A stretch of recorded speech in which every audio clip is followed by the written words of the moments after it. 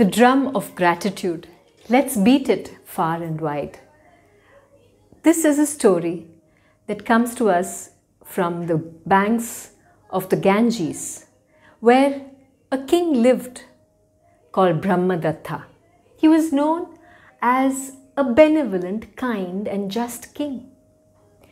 Sitting in his bedchamber one night, he suddenly realized that his palace was getting old. It was crumbling in pieces and the wood was looking very, very unstable in others. He called his ministers and his advisors and instructed them to find the best wood to build his dream palace. They searched far and wide. They looked outside the kingdom too. But all their search brought them back to the king's garden, where for centuries there had been a tree, the great banyan, which was worshipped by the king. Who would tell the king that this was the best tree?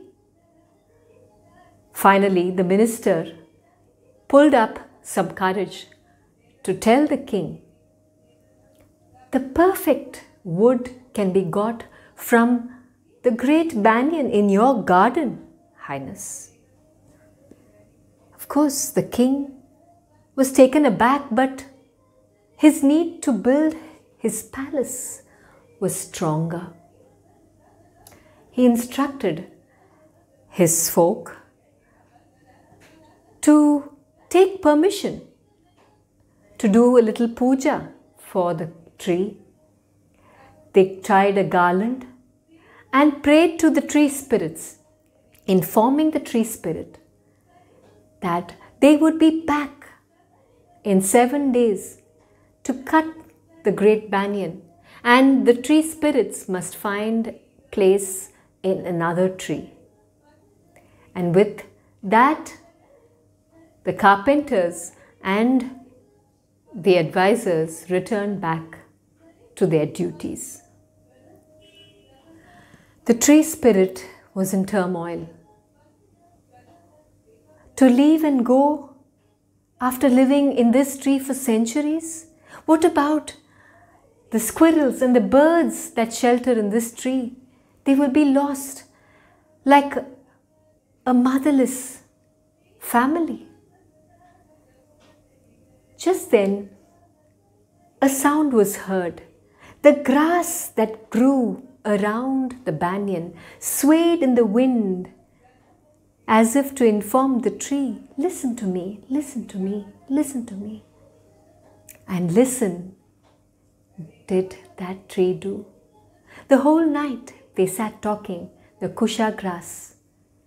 And on the 7th day, when the carpenters, when the woodcutters came to cut the great banyan,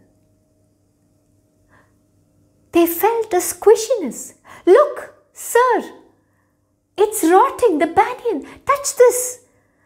And in places they could feel the wood was not firm, it was squishy. It's rotting and of no use, we cannot cut the banyan. They returned to tell the king, who realized his moment of madness to cut the great precious banyan. How ungrateful of me, he thought, and immediately ordered his carpenters to find 3 other trees to bind them together and start building his palace. And back in the forest, in the garden, the great banyan shivered with delight and thanked the kusha grass, for it was in their sharing. The kusha grass had reminded him to use the help of the chameleon. And that is exactly what had happened.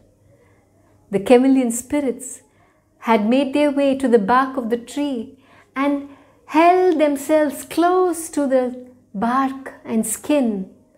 So when the carpenters touched the tree, they felt the skin of the chameleon. They thanked each other, the chameleon, the grass and the tree, the birds and the squirrels, and all the creatures took turns thanking each other.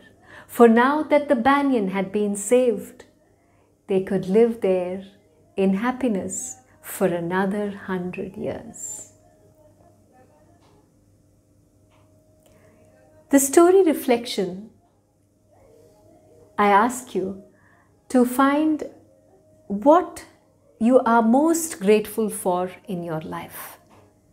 And the second thing is, take a piece of paper and choose a color for gratitude and color the paper with the color of gratitude.